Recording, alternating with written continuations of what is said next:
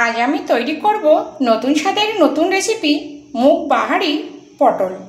Welcome back to my channel S কিচেনের পক্ষ থেকে আমি শেফালি নিয়ে এসেছি আপনাদের জন্য আরও একটি নতুন স্বাদের নতুন রেসিপি মুগ বাহারি পটল। পটলের রেসিপি তো আপনারা অনেক খেয়েছেন, তো আমি আজ একটু ভিন্নভাবে তৈরি করব। অনেকে আবার এটাকে মুগ পটলও বলে থাকে। তো দেখুন, এখানে আমি নিয়েছি পটল।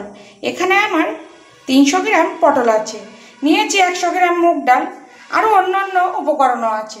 আর এই মুগ বাহারি পটলের জন্য আমি কি কি মশলা ব্যবহার করব সেটা আপনাদেরকে একে একে দেখিয়ে দেব। দেখুন, এখানে যে পটল আমি নিয়েছি, পটলগুলো গা চেঁচে দেখুন একটু দুদিক দিয়ে একটু ফাল ফাল করে নিয়েছি, যাতে মশলাগুলো এর মধ্যে ভালোভাবে ঢুকে যায়। তো দেখুন, লবণে আমি দিয়ে দেব লবণ। দেখুন, পটলে আমি লবণ দিয়ে দিয়েছি। আর পটলগুলো বেশ ভালোভাবে এইভাবে একটু চটকে চটকে লবণ মাখিয়ে নেব, যাতে লবণটা একটু ভিতরে ঢুকে যায়। আর লবণ মাখিয়ে আমি 10 থেকে 15 মিনিট রাখবো। তার মধ্যে একটা মশলাও আমি রেডি করে নেব। দেখুন, বাহারি মুগ পটলের জন্য একটা মশলা রেডি করব। দেখুন, এখানে আমি দিয়েছি 8 থেকে 10 কোয়া মতো রসুন, দিয়েছি 1 ইঞ্চি আদা আর হাফ টমেটো। আপনারা যতটা পরিমাণে পটল নেবেন আর ডাল নেবেন সেটা বুঝেই কিন্তু মশলা ব্যবহার করতে হবে। দিয়ে দেব জিরের গুঁড়ো 1/2 টিস্পুন, ধনের গুঁড়ো 1/2 টিস্পুন আর পরিমাণ মতো লঙ্কার গুঁড়ো। অল্প জল দিয়ে একটা পেস্ট রেডি করে নেব।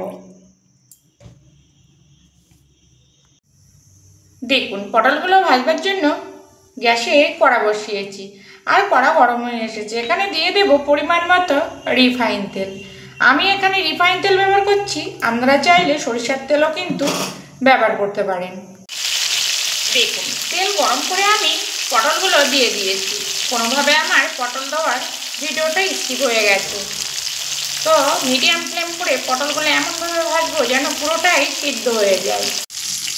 পটল তো অন্যদিকে ভাজা হচ্ছে, আর আমি অন্যদিকে একটা কড়া বসিয়ে দিয়েছি অল্প একটু তেল। আর এই তেলের মধ্যে দিয়ে দেব মুগ ডাল।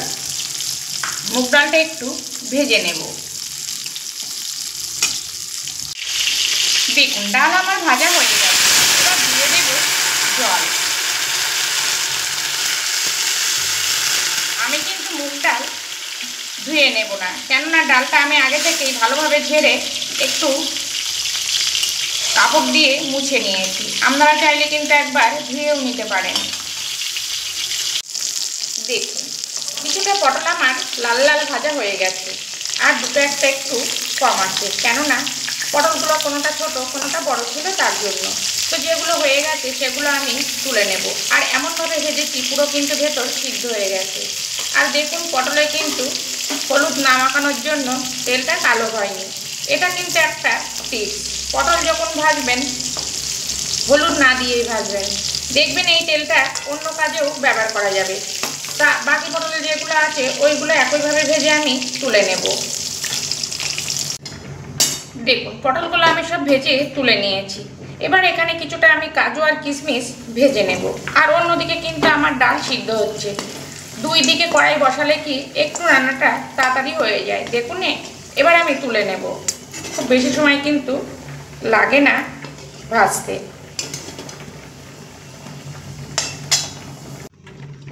দেখুন, ফোড়নে দেব গোটা জিরে, দিয়ে দেব গোটা গরম মশলা আর দেব শুকনো লঙ্কা। ফোড়নটা একটু ভাজা হতে দেব। এবার এখানে দিয়ে দেব একটা মিডিয়াম সাইজের পেঁয়াজ কুচি। আমি পেঁয়াজ কুচি ব্যবহার করছি, আপনারা চাইলে পেঁয়াজ বাটাটাও কিন্তু এখানে ব্যবহার করতে পারেন। তবে এই বাহারি মুগ পটল কিন্তু আপনারা নিরামিষও করে খেতে পারেন, সেক্ষেত্রে পেঁয়াজ আর রসুনটা বাদ দিয়েই রান্নাটা করে নিতে হবে। দেখুন, পেঁয়াজ ভাজা হয়ে গেছে। আর খুব বেশি কিন্তু কড়া করে পেঁয়াজটা ভাজবো না, একটু মিডিয়াম মতো থাকবে। এবার এখানে আমি দিয়ে দেব আগে থেকে যে মশলা আমি পেস্ট করে রেখেছি সেই মশলা। তো সামনে জামাই ষষ্ঠী আসছে, জামাইদের কিন্তু এই বাহারি মুগ পটল করে খাওয়াতে পারেন। এর স্বাদ কিন্তু অসাধারণ হয়। দিয়ে দেব হলুদ, দিয়ে 4 থেকে 5 মিনিট মিডিয়াম ফ্লেমে কষিয়ে নেব। দেখুন মশলা আমি কিছু সময় ধরেই কষিয়ে নিয়েছি, মানে আর কি 4-5 মিনিট কষিয়ে নিয়েছি। আর দেখুন ওপর থেকে কিন্তু তেল ছাড়ছে। এবার সুন্দর কালারের জন্য দেব কাশ্মীরি লঙ্কার গুঁড়ো, এটা কিন্তু অপশনাল। দিয়ে আবারও খুব সুন্দর করে মশলা কষিয়ে নেব। যত সুন্দর মশলা কষানো হবে তত কিন্তু এই রান্নার টেস্ট ভালো হবে।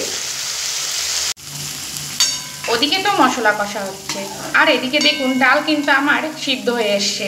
আমি 80% মতো ডাল সিদ্ধ করে নিয়েছি। ফুল সিদ্ধ করব না, কেননা ডালটা একটু আস্ত রাখলে খেতে কিন্তু ভালো লাগবে এই বাহারি মুগ পটল। দেখুন মশলা আমার খুব সুন্দর করে কষানো হয়ে গেছে, আর তেলও কিন্তু ছেড়ে দিয়েছে। এবার দেখুন যে ডাল আমি সিদ্ধ করে রেখেছি সেই ডাল আমি এখানে দিয়ে দেব। দিয়ে 1 থেকে 2 মিনিট একটু কষিয়ে নেব। আর যখন ডালটা কষাবো অবশ্যই কিন্তু হাই ফ্লেমে কষাতে হবে।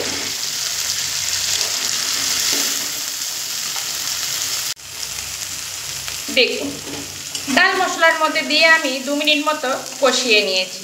এবার এখানে দিয়ে দেব আগে থেকে ভেজে রাখা পটল আর কাজু কিশমিশ,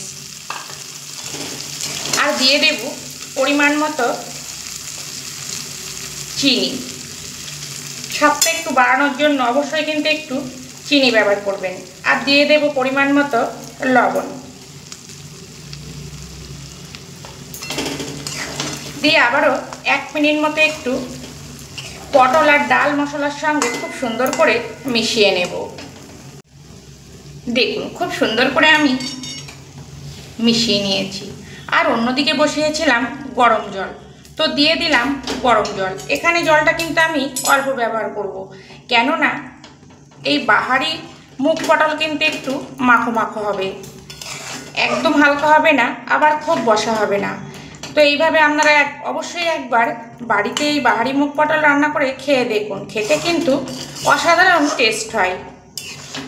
এবার মিডিয়াম ফ্লেমে 3 থেকে 4 মিনিট আমি রান্নাটা হতে দেব। দেখুন বাহারি মুগ পটল কিন্তু আমার রেডি হয়ে গেছে। এবার আমি গ্যাস বন্ধ করে দেব।